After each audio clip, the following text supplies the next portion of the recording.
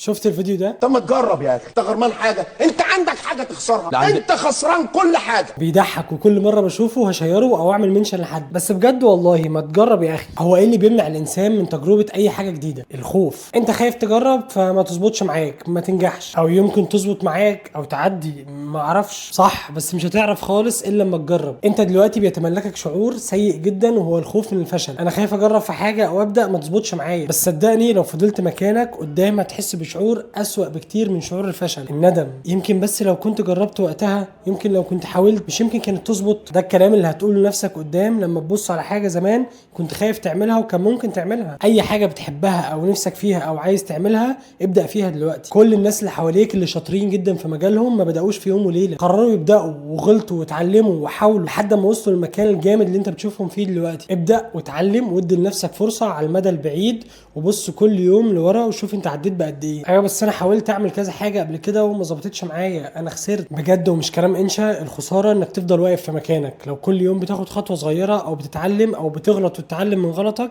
يبقى انت كده لسه بتجرب. اصل والله بجد ما تجرب يا اخي. انت غرمان حاجه، انت عندك حاجه تخسرها، انت خسران كل حاجه. اشوفك هناك.